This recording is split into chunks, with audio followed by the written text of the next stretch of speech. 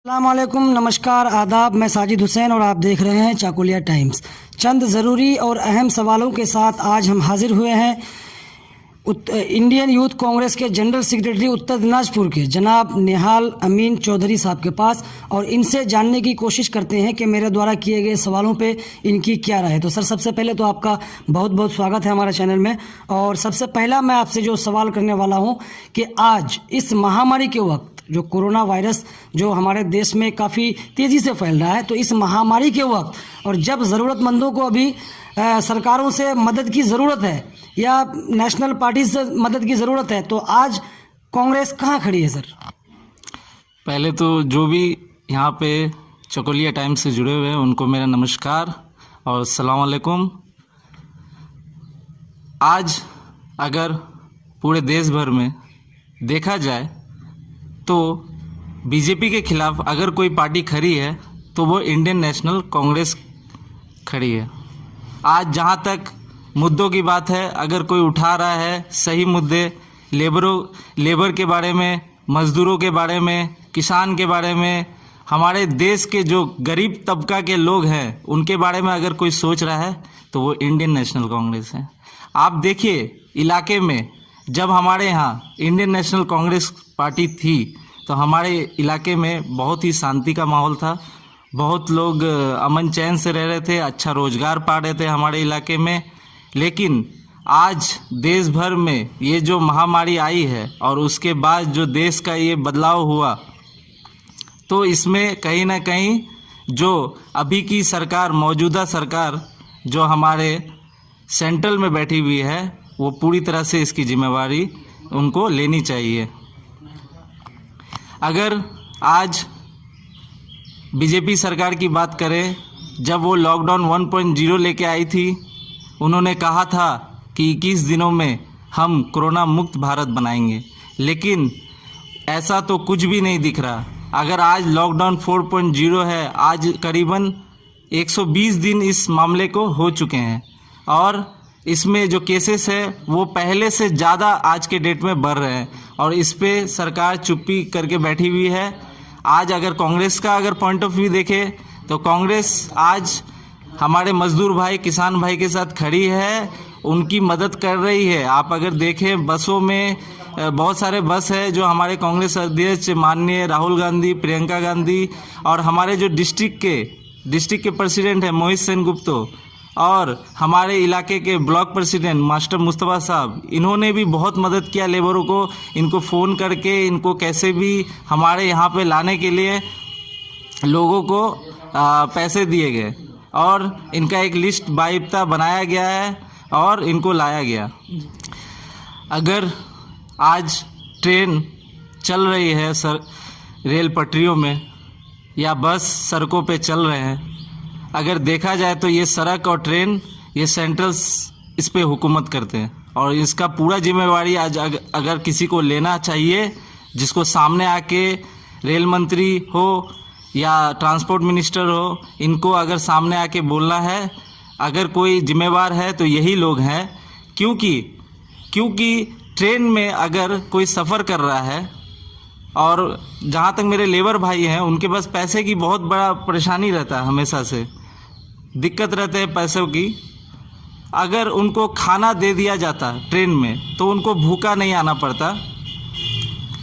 अगर मज़दूरों को, मैं तो ये मानता हूँ, मैं अभी इस बात को अलग डायरेक्शन में लेके जाना चाहता हूँ, क्योंकि ये आप बोल रहे हैं, सही बात है कि मज़दूर के लिए कौन जिम्मेवार है? सरकार पूरी तरह से जिम्मेवार है, क्योंकि जब लॉकडाउन पहला हुआ था हमारे पूरे देश भर में, तो उस टाइम में जो सरकार है उनको ये करना था कि जितने भी मज़दूर भाई हैं उनको कम से कम घर आने का मौका मिल जाता। मतलब अगर उनको 3-4 दिन पहले से दे दिया जाता कि आप लोग पहले घर पहुंच जाएं, उसके बाद हम लॉकडाउन करेंगे, क्योंकि आपको मालूम है कि लेबर के पास उतने पैसे नहीं रहते कि वो जहाज में आए।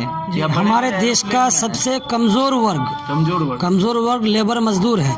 लेकिन सर, हमने देखा इसमें तो हर पार्टी राजनीति करती है अपने अपने तरीके से, अपने अपने तौर पे जो है, चाहे कांग्रेस हो, बीजेपी हो, तृणमूल कांग्रेस हो, लेफ्ट हो, जितनी भी पार्टियां हैं सर, सबको हमने देखा अपने अपने तौर पे जो है राजनीति इस पे करते हैं, जिम्मेदारी किसकी बनती है सर, मेरा ये सवाल है आपसे। नहीं देखिए, अभी सरकार है यहाँ पे, अभी जो सेंट्रल में सरकार है जी वो तो घमंड में चूड़ है। अगर आप कांग्रेस का देखेंगे, पिछले ये लोग बोलते हैं ना 17 साल में क्या किया कांग्रेस ने, 17 साल में बहुत कुछ पाया है। एम्स पाया है, IIT पाया है, बहुत सारे ऐसे केंद्र हैं जो हमारे देश में अगर लाया है तो वो इंडियन नेशनल कांग्रेस है। अगर कांग्रेस पे ये उंगली उठा रहे तो मनरेगा किसने लाया? इंदिरा गांधी का जो ये अभियान चला था मनरेगा को लेके, हमारे जो राजीव गांधी, आज हमारे घरों में मोबाइल फ़ोन है, लैपटॉप है, हम लोग हर तरह का टेक्नोलॉजी से घिरे हुए हैं। इसका अगर लाया गया है तो ये किसने लाया? राजीव गांधी ने। अगर हॉस्पिटल, बड़े बड़े हॉस्पिटल्स का निर्माण किया है तो किसने किया है? कांग्रेस के नेताओं ने ये करके गए हैं। अगर नेहरू के टाइम में देखा जाए तो एम्स की स्थापना हुई थी, तो ये सारा काम तो कांग्रेस ने किया। आज जो बीजेपी सरकार है ये हम लोग को 10 साल से, ये जो साल गए अभी तक, उनके 6 साल या कितने, तो ये 6 सालों से कोई भी काम नहीं हुआ है। इन लोग ने जब सरकार बनाया था तब बोला था 2014 में कि हम 2 करोड़ युवाओं को हर साल रोजगार देंगे। क्या ऐसा हुआ? नहीं हुआ। क्या सबके अकाउंट में पैसे आए, 15 लाख रुपए आए? तो ऐसा नहीं हुआ। बहुत सारे वादे अब तो भूल गए हैं लोग, अच्छे दिन के सपने, अच्छे ही दिन, अब तो जो दिन थे वो भी चले गए। जैसे हम जी रहे थे अच्छी तरह से, वो भी दिन खत्म हो गए।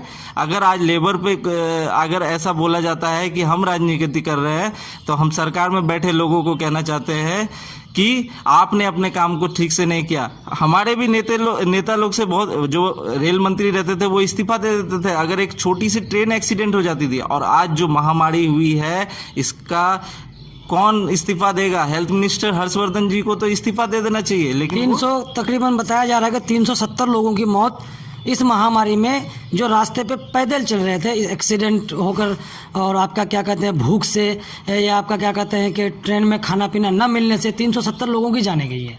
मैं तो कहता हूँ 370 क्यों, एक आदमी की भी जान अगर मजदूर की जा रही है तो इसमें बहुत दुख होता है। इसमें हमारे देश का नुकसान है।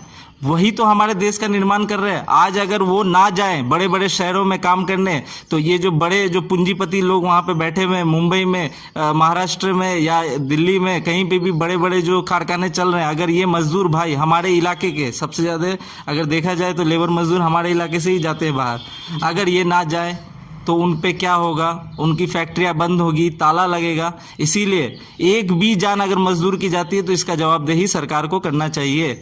इनको सामने खुल के आना चाहिए, हर ब्लॉक में इनको अभियान चलाना चाहिए। लेकिन इन्होंने ऐसा कोई काम नहीं किया। अगर इंडियन नेशनल कांग्रेस की बात आज करें तो हम लोग पावर में नहीं भी रह के बहुत सारे बस का मुहैया करवाए हैं। यूपी में आप देखिए हमारे 1000 बस रोक दिए गए योगी सरकार के अंदर में, वहाँ पे राजनीति हो गया। राजनीति हम नहीं कर रहे हैं, ये सरकार कर रही है, हमें करने भी नहीं दे रही है कुछ। अगर हम कुछ करना चाह रहे हैं तो ये बोल रही है कि आपने 70 साल में क्या किए। राहुल गांधी ये बोल रहा है। इनको कोई मतलब नहीं है लेबर मजदूरों से। अगर मजदूरों के बारे में आज कोई सोच रहा है तो वो इंडियन नेशनल कांग्रेस है।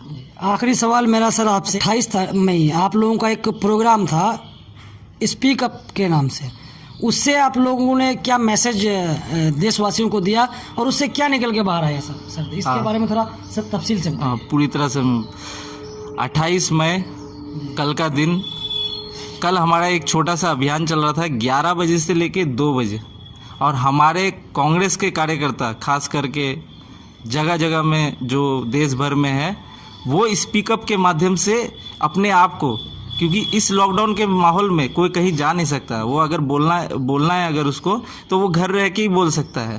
क्योंकि आप तो जान रहे हैं कि आज के डेट में किस तरह का माहौल हो गया है और हम लोग को भी उसका बचना चाहिए। अगर स्पीकअप के बारे में बात करें कि कल जो प्रोग्राम हुआ बहुत ही अच्छा हुआ, क्योंकि पहले माननीय सोनिया गांधी जी ने एक वीडियो रिलीज़ किया, क्योंकि हमारा टाइम था कि 11 से 2 हम जगह जगह पे वीडियो बनाएंगे। जो भी नेता है, चाहे वो बड़ा नेता हो, छोटे नेता हो, डिस्ट्रिक्ट के नेता हो, ब्लॉक के नेता हो, गांव के नेता हो, हर लोग ने कल वीडियो बनाया। आप अगर सोशल मीडिया देखेंगे तो पूरी तरह से कल भर गया था वीडियो। और इसका फ़ायदा ये हुआ अब फ़ायदा ये हुआ है कि कल सुप्रीम कोर्ट का फैसला बदल गया, सुप्रीम कोर्ट में फैसला हुआ और वो मजदूर भाइयों के हक में हुआ। तो अपोजिशन ने 3 घंटे में इस तरह का काम किया है, मतलब हमारे इंडियन नेशनल कांग्रेस के सभी भाई बहन जो भी कार्यकर्ता काम करते हैं हर जगह, छोटे से जगह में, तो ये लोग ने इतना अच्छा प्रेशर बना दिया कि सुप्रीम कोर्ट को अपना राय बदलना पड़ा और वो मजदूरों को फ्री का टिकट दे रही है और खाने का भी इंतज़ाम कर रही है। तो इससे हम लोग को बहुत खुशी हुई और हम आगे भी अपोजिशन में है, हम चुप नहीं बैठेंगे, हम लड़ते रहेंगे जब तक हमारे पास जान है। इसी के साथ हम बात को ख़त्म करते हैं। जय हिंद। बहुत बहुत शुक्रिया आपका, आपने हमें अपना कीमती वक्त दिया। तो ये थे Indian youth congress general secretary of district Uttar Dinajpur Nihal Amin Chowdhury साहब, जिनसे हमने बात की। आपने देखा, आपने सुना, आपने जाना। वीडियो पसंद आए तो वीडियो को लाइक, शेयर, कमेंट करें और चैनल को सब्सक्राइब कर बेल आइकन को दबाएं। जय हिंद।